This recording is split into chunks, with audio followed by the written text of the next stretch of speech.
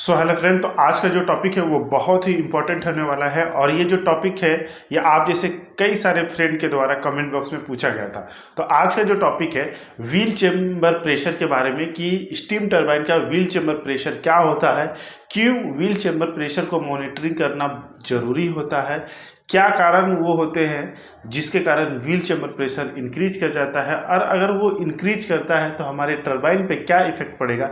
इन सभी बातों का डिस्कशन इस वीडियो में हम लोग डिटेल में करेंगे। वीडियो बहुत ही इंफॉर्मेटिव होने वाला है, तो वीडियो के साथ बने रहे। और यदि आप इस चैनल पर नए हैं तो चैनल को सब्सक्राइब कर ले और बेल नोटिफिकेशन ऑन कर ले ताकि इस टाइप की इन्फॉर्मेटिव वीडियो आपको सबसे पहले मिले। तो चलिए बिना समय का वीडियो करते हैं। Wheel chamber pressure in steam turbine. तो देखिए, इससे पहले हमने स्टीम टरबाइन के बारे में ऑलरेडी एक वीडियो बना रखा है जिसमें हम लोग स्टीम टरबाइन के इंटरनल के बारे में समझे थे। वहाँ पे क्या क्या पार्ट्स होते हैं, उनका क्या रोल है, क्या पर्पस है। वहीं पर हम लोग ये भी चीज़ समझे थे कि स्टीम टरबाइन जो होता है वो हमारे प्लांट का बहुत ही क्रिटिकल इक्विपमेंट होता है, और वहाँ पर कोई भी अगर पैरामीटर अगर डिस्टर्ब हो जाता है तो डेट मीन्स कहीं ना कहीं वो हमारे टरबाइन के परफॉर्मेंस, उसकी इफिशियंसी और उसके लाइफ को इफेक्ट करता है। ठीक है, तो उन्हीं पैरामीटर में से एक पैरामीटर जो होता है वो होता है व्हील चेम्बर प्रेशर। ओके, तो क्या होता है व्हील चेम्बर प्रेशर, उसको समझते हैं। अब अभी मजा आएगा ना। तो इसको समझने के लिए हमने यहाँ पर एक बेसिक सा डायग्राम बनाया है। इसी डायग्राम से इस टॉपिक को अभी हम लोग समझेंगे। ठीक है, तो यहाँ पे जस्ट हम लोग एक बेसिक सा आइडिया ले लेते हैं कि यहाँ पे क्या क्या पार्ट्स हैं। ओके, ताकि ये टॉपिक को और भी अच्छे से क्लियर हो सके। ओके, बाकी डिटेल में अगर समझना हो तो उस वीडियो का लिंक मैं दे दिया हूँ जो पहले बना हुआ, उसको देख लीजिएगा और भी डेप्थ में वहाँ पे आपको जानकारी मिल जाएगी। तो यहाँ पर देखिए, ये हमारा एक तरह का इम्पल्स रिएक्शन टरबाइन होता है। आज की डेट में आप किसी भी फैक्ट्री, किसी भी प्लांट में देखेंगे तो आपका जो टरबाइन होगा वो इम्पल्स रिएक्शन टरबाइन ही होता है। ओके, यानी कि कुछ स्टेज में आपके इम्पल्स ब्लेड होंगे, कुछ स्टेज में आपके रिएक्शन टाइप ब्लेड होंगे। ओके, यहाँ पर जो आप कुछ इस एरिया को आप बात करेंगे तो ये हमारा कहलाता है एचपी जोन। ठीक है, ठीक है, यहाँ पर कुछ एरिया में आप देखेंगे तो ये होता है आईपी, ओके, यानी इंटरमीडिएट प्रेशर, और ये होता है लो प्रेशर यानी कि एलपी जोन। ओके, अब ये जो आउटर वाला जो ब्लैक लाइन आप देख रहे हैं इसको कहा जाता है टरबाइन का केसिंग, यानी ये टरबाइन का कवर होता है। ये बीच वाला जो आप पार्ट देख रहे हैं ये टरबाइन का रोटर कहलाता है। ये जब मूव करता है तो इसके साथ मूविंग ब्लेड भी रोटेट करता है। ठीक है, ये इसी के ऊपर माउंटेड रहता है। जो आपको रेड कलर का दिख रहा है तो इसको हम लोग मूविंग ब्लेड बोलते हैं, और जो ब्लैक कलर का होता है उसको हम लोग फिक्स ब्लेड कहते हैं। फिक्स ब्लेड यानी कि ये जो केसिंग होता है वो उसी के साथ फिक्स रहता है। ठीक है, वो मूविंग टाइप का मूव नहीं करता है। यहाँ पर जो आपको पर्पल टाइप का जो दिख रहा है इसको हम लोग कहते हैं बैलेंसिंग पिस्टन या बैलेंसिंग ड्रम। ये टरबाइन में होने वाले एक्सियल थ्रस्ट को रिड्यूस करता है। ठीक है, ये जो आपको पहला जो ये ब्लेड जो मूविंग ब्लेड दिख रहा है इसको कहा जाता है first stage impulse turbine.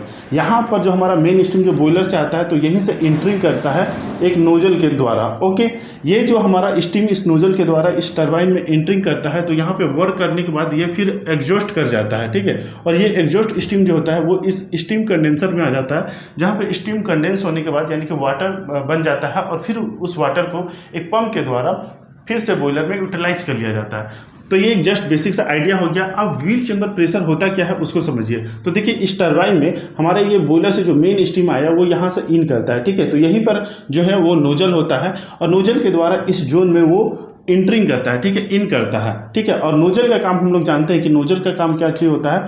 Nozzle का काम होता है प्रेशर को रिड्यूस कर देना और वेलोसिटी को इंक्रीज कर देना। ठीक है, यानी काइनेटिक एनर्जी को बढ़ा देगा और प्रेशर एनर्जी को घटा देगा। ओके, तो कितना घटाएगा ये टरबाइन के डिजाइनिंग के ऊपर डिपेंड करता है। ओके, तो देखिए, जो हमारा स्टीम यहाँ से इन किया इस नोजल पे, इस जोन में आया। ठीक है, और ये जोन कौन सा जोन होगा, तो between the balancing piston and first stage impulse turbine. यहाँ पर जो इम्पल्स टरबाइन है जो कि एचपी जोन में, तो इन दोनों के बीच में जो इस नोजल के द्वारा जो यहाँ पे स्टीम आता है तो उसी जोन को, उसी चेम्बर को, उसी केज को, ठीक है, हम लोग व्हील चेम्बर कहते हैं। ठीक है, इस जोन को व्हील चेम्बर कहते हैं।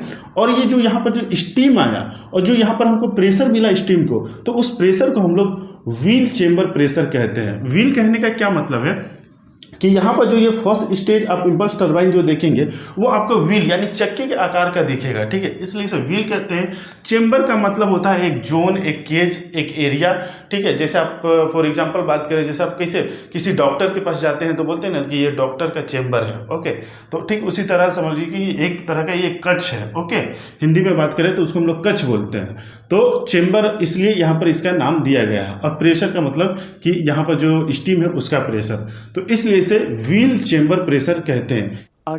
अच्छा, इसको आप कहीं कहीं पे और भी नाम से देखे होंगे, जैसे चेस्ट प्रेशर ऑफ टरबाइन, और भी इसके नाम से देखे होंगे व्हील चेंबर जैसे। उसी तरह कहीं पर आपको देखने को मिलेगा व्हील केज प्रेशर। तो कहीं पर आपको ये भी सुनने मिलेगा कि प्रेशर ऑफ फर्स्ट स्टेज। तो ये जो भी यहाँ पर जो प्रेशर शो होता है वो सभी जो होता है वो सेम ही होता है। ओके, चाहे व्हील चेंबर प्रेशर बोलिए, व्हील केज प्रेशर बोलिए, चाहे टरबाइन चेस्ट प्रेशर बोलिए, या फर्स्ट स्टेज का प्रेशर बोलिए। ओके, अब देखिए ये जो हमारा व्हील चेंबर प्रेशर है, इसको हमको जानने की जरूरत ही क्यों है, इसको क्यों हमको मॉनिटरिंग करना जरूरी होता है। अरे कहना क्या चाहते हो?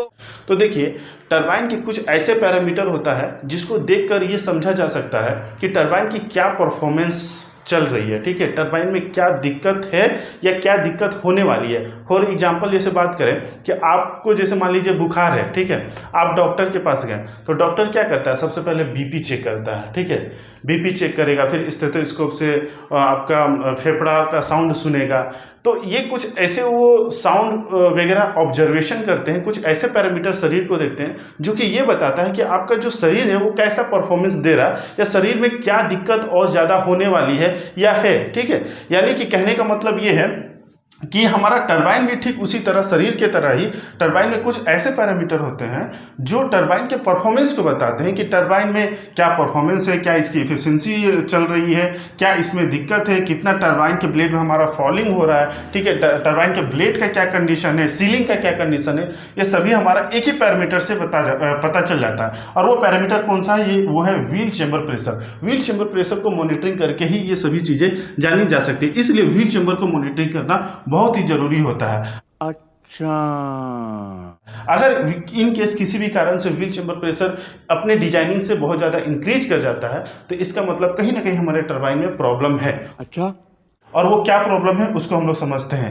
यानी कि क्या इफेक्ट्स पड़ेगा टरबाइन में उसको हम लोग जानते हैं। तो क्या इफेक्ट्स पड़ेगा उससे पहले हम लोग ये जानते हैं कि हमारा जो व्हील चेंबर प्रेशर है वो किन किन कारणों से इंक्रीज करता है। ओके, तो देखिए जो हमारा ये हम लोग जैसे जाने कि हमारा मेन स्ट्रीम जो है वो इस नोजल के थ्रू आया इस चेंबर में। ओके, तो ये जो नोजल जो होता है वो क्या होता है, प्रेशर को रिड्यूस करता है और वेलोसिटी को इंक्रीज करता है। और हम टॉपिक को समझने के लिए एक एग्जाम्पल ले लेते हैं। जैसे मान लीजिए कि हमारा किसी भी टरबाइन का व्हील चेंबर प्रेशर जो है वो 20 kg/cm² है। ठीक है, फॉर एग्जाम्पल। ओके, यानी कि जब हमारा स्टीम इस नोजल से आ रहा है तो यहाँ पर जो इसको प्रेशर मिल रहा है वो आपका 20 kg/cm² मिल रहा है। ठीक है, इस जोन का बात कीजिए, चाहे इस फर्स्ट स्टेज वाला जो टरबाइन है इसके बाद वाला प्रेशर बात कीजिए, क्योंकि हम लोग ये भी जानते हैं कि जो हमारा इम्पल्स टरबाइन होता है वहाँ पर प्रेशर जो होता है वो कांस्टेंट होता है। ठीक है, तो कहीं कहीं आपको इस जोन का भी प्रेशर देखने को मिलेगा या इस जोन का भी प्रेशर देखने को मिलेगा, दोनों जो होता है वो व्हील चेंबर प्रेशर ही बताता है। ठीक है, क्योंकि हमारा इम्पल्स टरबाइन में प्रेशर कांस्टेंट होता है। तो मान लीजिए वहाँ पर जो प्रेशर है वो 20 kg/cm² बता रहा है। इन केस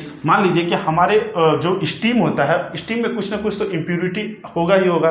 तो अगर इम्प्यूरिटी ज़्यादा हो जाए तो वो इम्प्यूरिटीज क्या होंगे, वो हमारे नोजल पे कलेक्ट होंगे, वहाँ पे डिपोजिशन होगा। डिपोजिशन के कारण यहाँ पर जो एरिया है वो अगर डिक्रीज करेगा, डेट मीन्स क्या है कि प्रेशर जो होगा वो इंक्रीज करेगा। जैसे कि हम लोग जानते हैं प्रेशर इक्वल टू होता है फोर्स बाय एरिया। ठीक है, तो अगर ये एरिया डिक्रीज करता है डेट मीन्स क्या है कि ये प्रेशर इंक्रीज करेगा, इन्वर्सली प्रोपोर्शनल है। तो ये डिक्रीज किया, ये प्रेशर इंक्रीज कर जाएगा।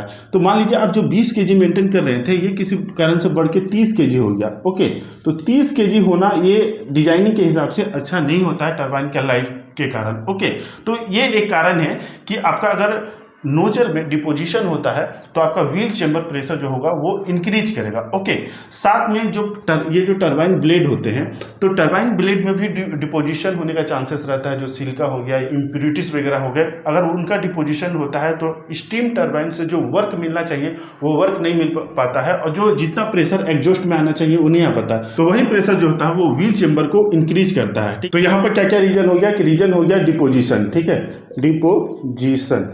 Deposition on nozzle and turbines blade.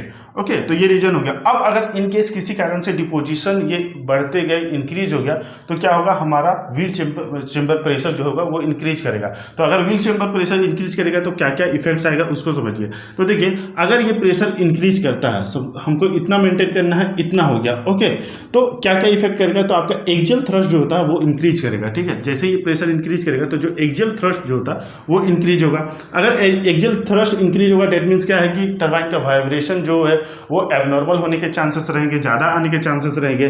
Next है कि आपका वैक्यूम जो होगा वो ड्रॉप करेगा। जैसे मान लीजिए यहाँ पे जो 20 kg मिलना चाहिए था वो वहाँ पर 30 kg मिल रहा, तो टरबाइन के एग्जॉस्ट में हमको जितना कम मिलना चाहिए था उतना ना मिलकर उससे ज़्यादा मिलेगा, ठीक है, यानी कि पॉजिटिव की तरफ मिलेगा, ठीक है। यहाँ पे प्रेशर ड्रॉप कम होगा, तो जिसके वजह से क्या होगा, यहाँ पे वैक्यूम ड्रॉप होगा। नेक्स्ट जो है कि मोर एरोजन इन लास्ट स्टेज, अगर प्रेशर यहाँ पे हाई होगा तो लास्ट स्टेज में जो एरोजन होता है ब्लोड का वो भी ज़्यादा होगा। नेक्स्ट है एसएससी इंक्रीज, तो इन केस अगर हमारे टरबाइन के ब्लेड में डिपोजिशन हो जाता है जिसके वजह से हमारा व्हील चेम्बर प्रेशर इंक्रीज किया है, तो उस केस में क्या होगा, एसएससी यानी कि स्पेसिफिक स्टीम कंजप्शन जो होगा वो इंक्रीज कर जाएगा। कहने का मतलब ये है कि जो पर मेगावाट या पर किलो वाट के लिए जो स्टीम का रिक्वायरमेंट था, सपोज कीजिए कि 1 मेगावाट बनाने के लिए आपका स्टीम का रिक्वायरमेंट जो था वो 4 टन था, ओके, तो अब जो रिक्वायरमेंट होगा वो ज़्यादा बढ़ जाएगा, ठीक, 4.1 4.2 हो जाएगा, जो कि प्लांट की एफिशिएंसी के लिए अच्छा नहीं है। नेक्स्ट है turbine efficiency and life decrease, तो हमने जैसा कि देखा कि व्हील चेम्बर प्रेशर अगर इंक्रीज कर रहा है तो इरोजन ज़्यादा हो रहा है, वैक्यूम ड्रॉप हो जा रहा है, ठीक है, एसएससी इंक्रीज कर जा रहा है। तो कहने का मतलब क्या है कि टरबाइन की एफिशिएंसी जो है वो डिक्रीज करेगी, साथ में टरबाइन का जो लाइफ होगा वो भी डिक्रीज करेगा, ओके।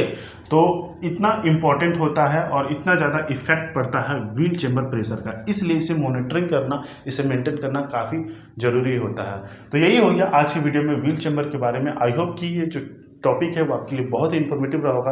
वीडियो इन्फॉर्मेटिव लगा तो प्लीज़ वीडियो को लाइक जरूर करें और ऐसे ही वीडियो के लिए चैनल को सब्सक्राइब कर लें। अब हम लोग मिलेंगे नेक्स्ट वीडियो में, तब तक के लिए जय हिंद।